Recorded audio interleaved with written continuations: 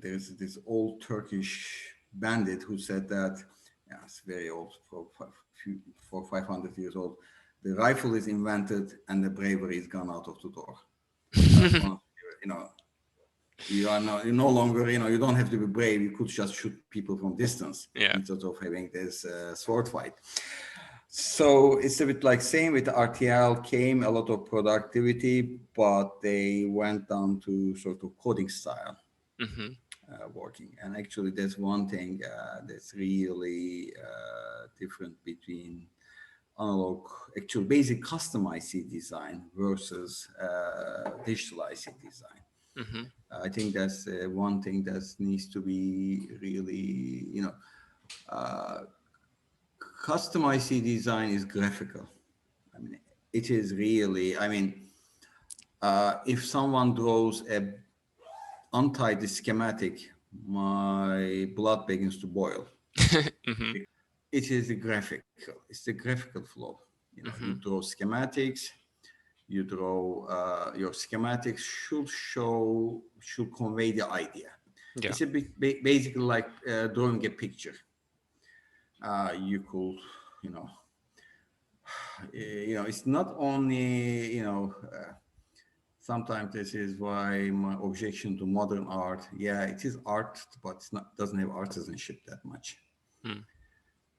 It might have, if you look at a bit more classical pictures, yeah, that was art. Yeah, it conveyed an idea and everything, but there was artisanship in it as well. And it's actually schematic, when you start from schematics, there's artisanship. I mean, there could be two schematics, both having the same netlist, and you will say, well, it gets the job done. No, it doesn't get the job done because one schematic convey the information, the idea, signal flow, and so on. The other doesn't, and you have to many times do it again. So, and my first job was with Sony, and they were crazy about it. And actually, they had even a procedure where all the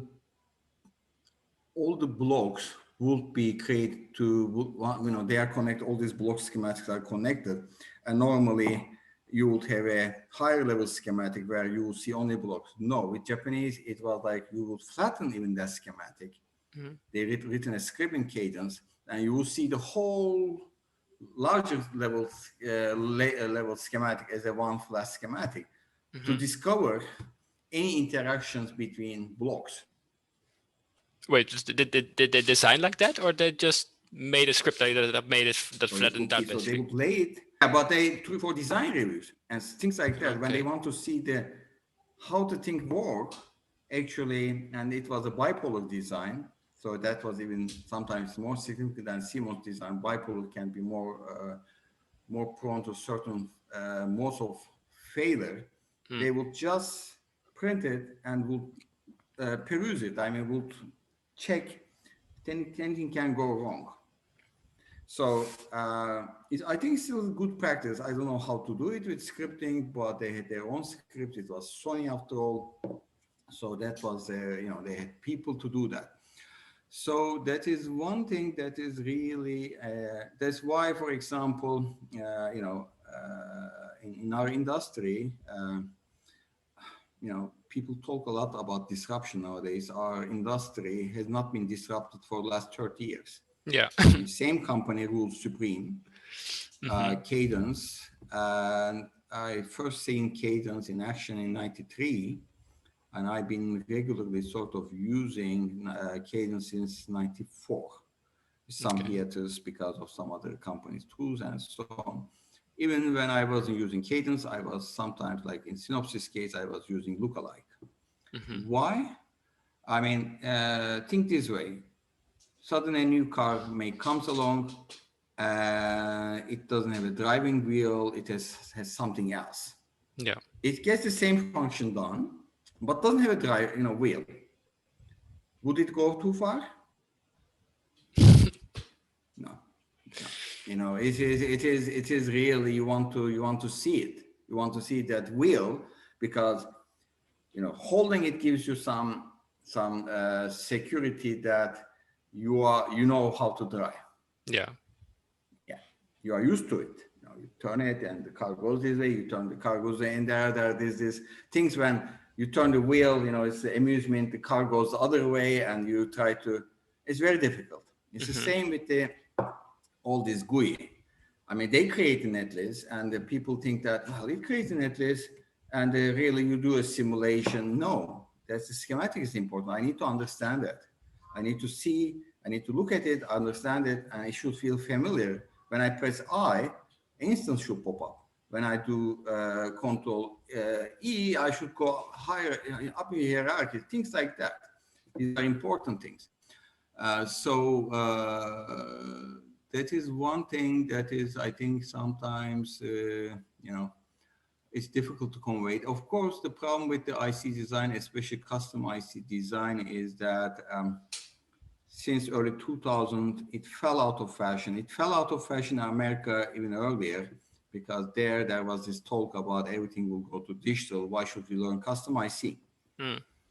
For a while, they managed to keep up by importing engineers. I was part of that wave. I went from UK to US, and it worked for them. Actually, for a while, and I'm seeing that magic making a comeback. That this graduate students, American universities were using magic, while in Europe we were using Cadence, because at that time Europe practice had to deal with Cadence, and any university who is a member of Europe practice would get Cadence tools for very cheap. Yeah. And Americans didn't have something in place. So when I moved to America and started working in Sony, my boss was quite amazed that I was very fluent with Cadence, because graduate students coming from American universities didn't know it. But eventually Americans caught up and they started using Cadence. In that respect, Cadence business model has been sort of a bit like a drug pusher. They'll hang around to school gates and sell the cheap drugs to students, hoping that they'll be hooked up on it. It's the same, you same business model. I think they'll sue me, but that's So how do you think? So you said on the one side, disruption hasn't happened in the IC industry for over 30 years. On the other hand, you also say, basically you wanted. Sorry? Well, you're also saying that you want it to be the same down to the keyboard shortcuts. Yeah. So what would disruption look like to you, basically? There won't be a disruption. Disruption is not good. Disruption takes time, and what happens at the end of disruption, you don't know. Okay. And chip designers, especially analog designers, are very risk averse. Yeah. And two things in play. Nobody is fired for buying Cadence. Okay. I've been recently talking to the CEO, actually not talking, but chatting to CEO of a large semiconductor, not extremely large, but very well-known semiconductor company. And he said to me, and he was right, that our teams made a lot of investment in Cadence and Synopsys. They wrote scripts, and they are, these people made their existence contingent upon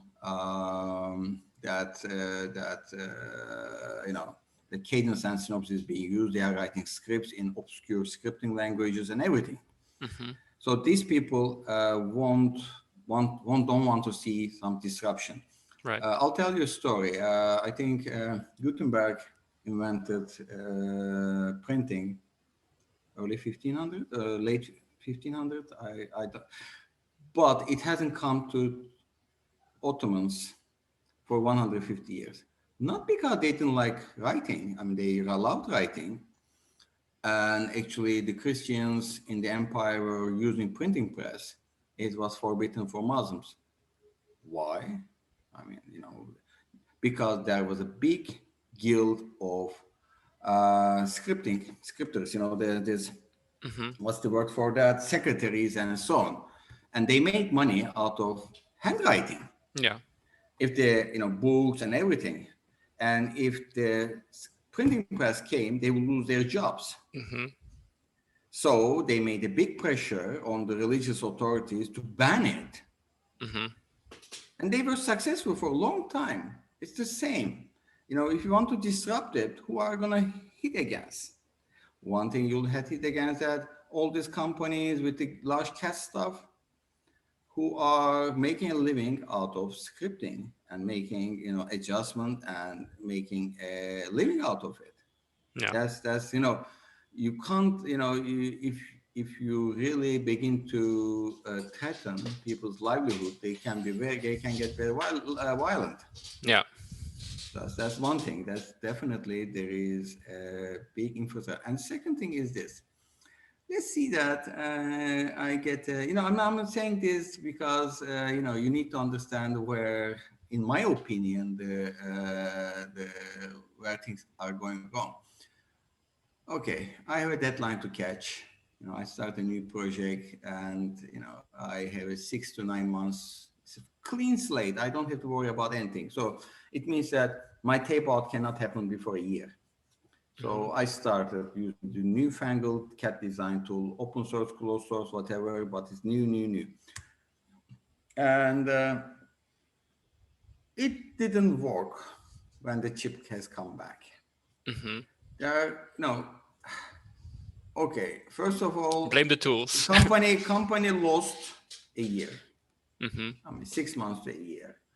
I use an unknown tool flow, untested, and I look foolish.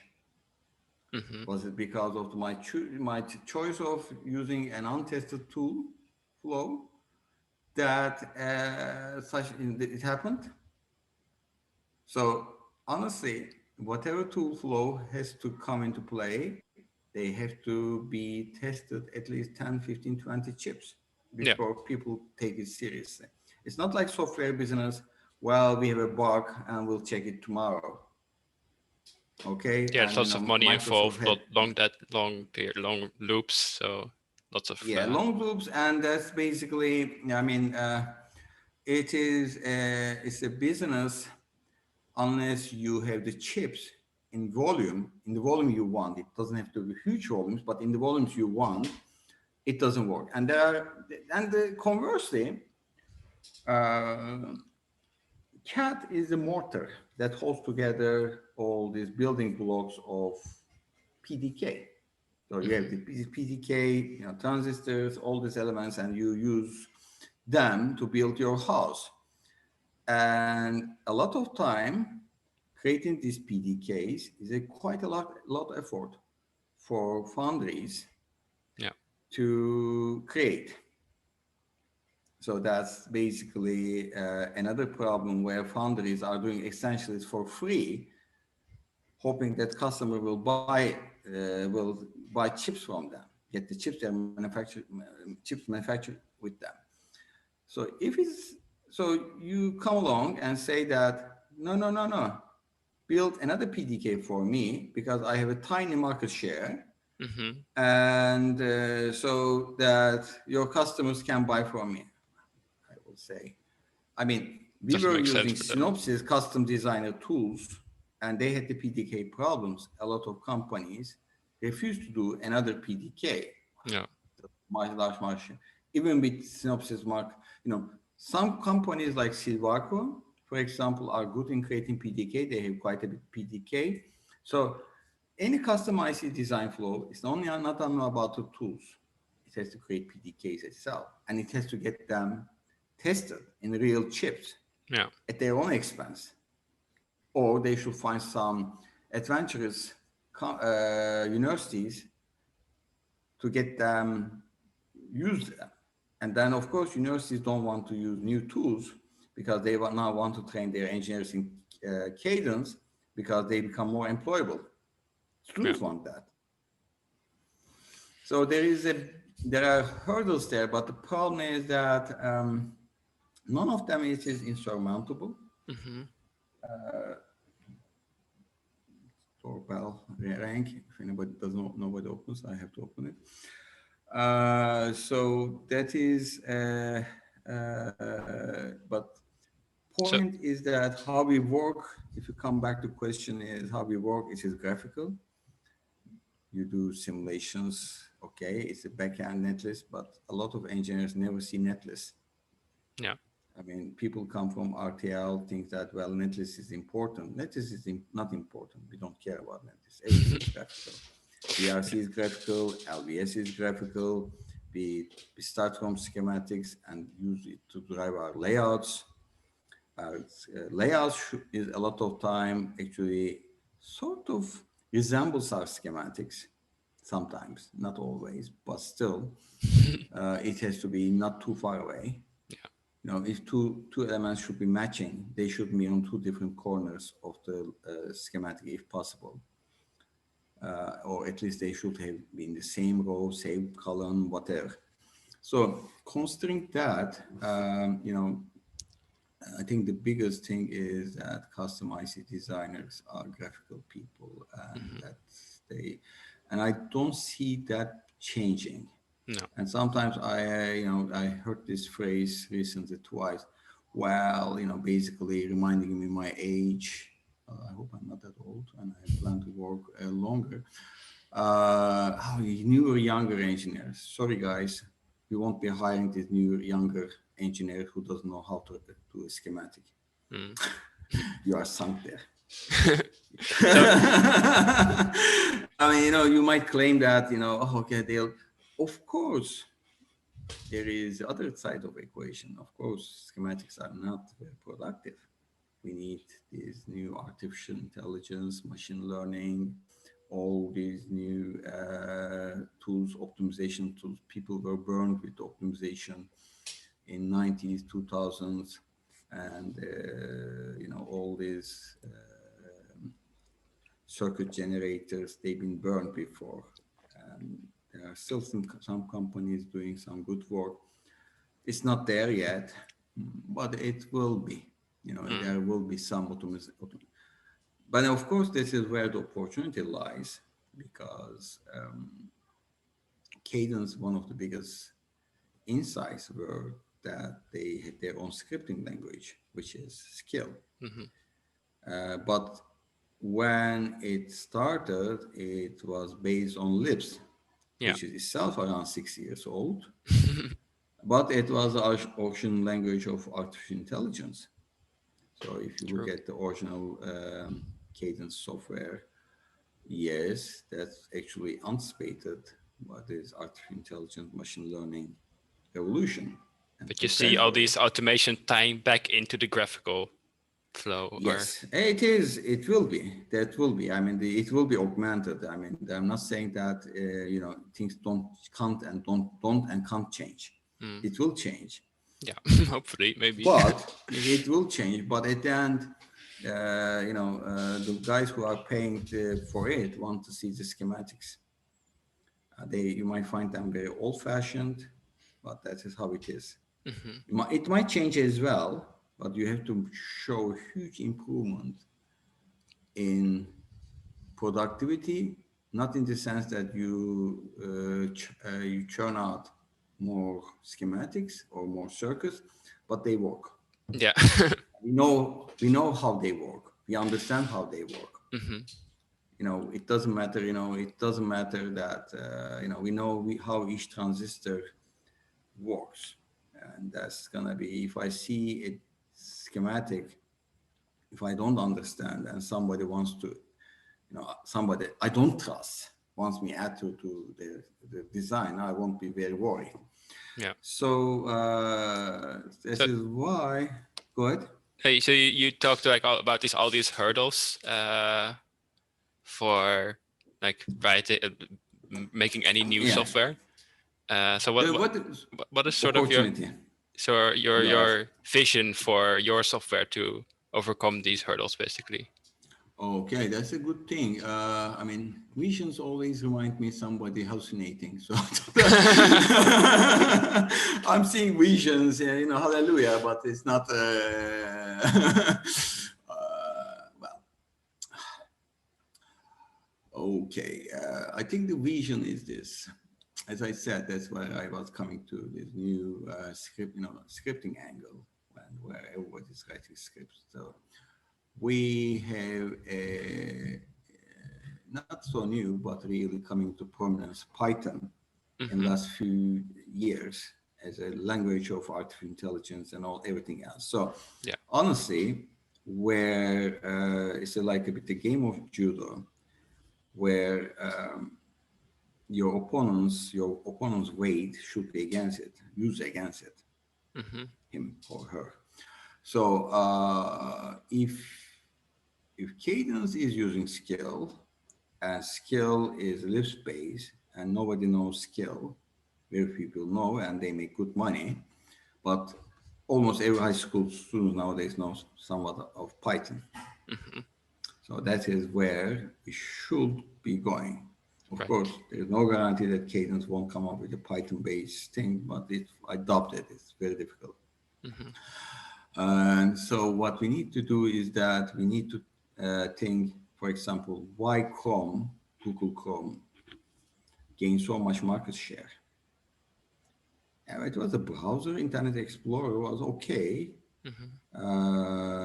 Even Netscape was okay. It wasn't too bad. I mean, when Netscape came, 3 or 4 came, somebody suggested there, for example, their email and Usenet.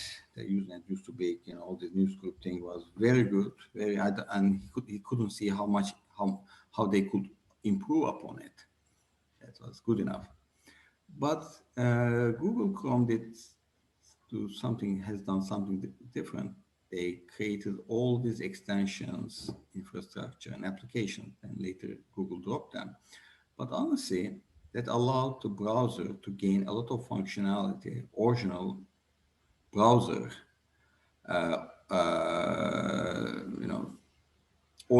browser and software guys could not foresee. So some people install this extension, some people would install another extension, and they converted to the browser to what they wanted. Right. So that is one thing. I think that is where Python, and that is the best candidate nowadays, should be the centerpiece of any IC design software. And it should be extendable. Right. And if you look at the AutoCAD, original CAD software, even older than Cadence, it has an application, it's an app store where people can write and sell or give it for free their own extensions. And Cadence doesn't have it. None of them has that. So that is where the disruption can come. For example, I've been improving on something called Glade. Right. It is not open source, but it's freeware, and it's very good. But I think the brilliant piece there is the fact that you can access the internals using Python commands, and it has a embedded Python interpreter. So I was able to write about 4,000 lines of Python code to create a GUI interface to combine Glade with Zeiss, which is a circuit simulator being written by Sandia National Labs in New Mexico, US, and thankfully being paid by Uncle Sam, being paid for Uncle Sam. And it's a very good simulator. It's industrial grade almost, because it has all the latest models and everything.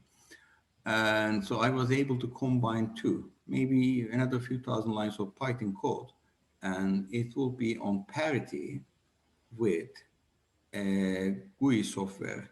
Cadence list price is somewhere around, I can't give the exact price because nobody knows. Yeah, depends. It depends, around $20,000 a year.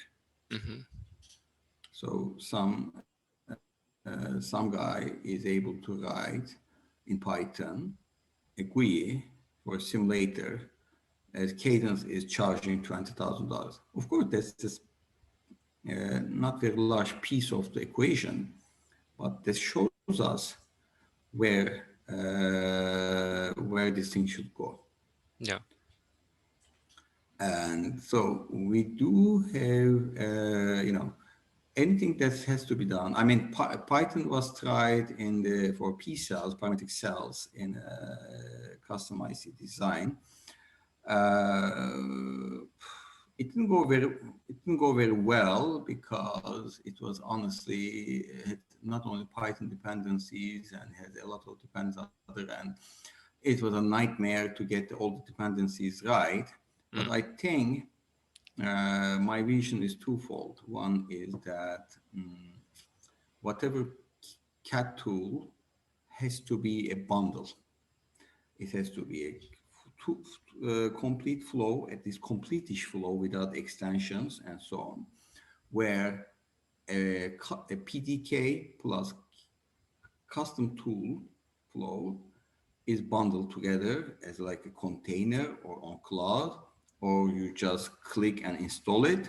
So your customer doesn't need a full-time CAD engineer. Right. Because if you have a custom IC design group, more than, let's say, 10 people, you usually need a higher 11th person to look after CAD. So your costs, at least employment costs, increase by 1/10. So that's, if you can avoid that, that's a gain. Yeah. If you don't need to, And I people don't know how this is in industry, but in my university, you also had to use the Cadence remotely through some X server. Yeah. And this also adds sort of a lot of, from my experience, latency, weird glitches, and all that kind of stuff. Yeah. So that is where things has to be very simple, point and click, install it, including everything. So I pay the money, it should be transparent pricing, I should pay the money, I should download it and start designing. That is one thing. Second thing is that there should be an app store type interface where people can write their own scripting, they can sell it, nothing wrong with earning money. I mean, I'm not, and believe me, I don't think anybody in IC design cares about open source. Actually, they are a little bit more suspicious. What if someone is slipping some Trojan and somebody is slipping in some software to my stuff, and I have to, there has to be someone behind it. Yeah, well, I think that's the way, like the main argument I see for open source is basically that Cadence likes to acquire businesses. So if you're closed source and Cadence offers you several millions, will you say no, or will you just become part of Cadence and the end of it? I mean, look, there is, it's not always that nice. I mean, especially if you are based in US, they will just sue you. You'll run out of cash, and then they'll buy you in the fire sale prices. Yeah. They can afford expensive lawyers and you can't. And this is why being based in Europe is sometimes better, where at least in most of these jurisdictions, I think all of them, the loser pays for the legal costs. While in US, there's no such rule. Okay, so large companies are not afraid of losing lawsuits. So, but the point is that you don't work, open source angle is not important. And actually, people are even worried about open source in the sense that they don't want to use a software that is downloaded from GitHub. GitHub is a treasure trove of software, but someone has to stand behind it. Yeah, there has to be some trust again. Even with that, I don't think it will be used initially medium and large size companies. It will be used by some cash start, maybe startups, maybe small companies, and even some universities who are more adventurous. And I think that is where the validation should come from. Right. From universities and so on, who are willing to do, things on a shoestring budget and validate your chips. Then you could go, as the evidence builds up, it is working, then you will be able to probably reach the larger companies progressively. So the vision is that it's, don't disrupt anything. Disruption is bad because we don't like to hear disruption. I mean, I've seen so many chip design companies being disrupted not in a good way. But and as I said, there is you are threatening the livelihood of a lot of people. Hmm. It's another thing. You have to be aware that that's not, they won't be nice with you. It's not Cadence. Your enemy is not Cadence. So you have to think about that angle too. You have to think about that. The people who make money out of Yeah, the yeah. You make efficiency of things too cadence. easy. You make things too easy, and when I was young, I read the story of Edison. When he was young, he heard about all, and I think now US is going to another one of these, that in the Congress, there were a lot of debates about the votes counting at that time. And so they would complain about votes being not counted right and everything. And young Edison developed a machine, vote counting machine, and took it to the Congress. And I don't know who he talked to, and he explained the merits of his machine. Thanks to his machine, there wouldn't be any of these debates. And his counterpart explained to him that actually this was a part of the procedure, that there should be debates, and the side who wants to slow down the legislation will use this. Now, if they use his machine, it will be all gone, and they didn't want it because people will object to it, because people, all these congressmen want to use it. This procedure of delaying legislation they didn't want. So that was dead on arrival.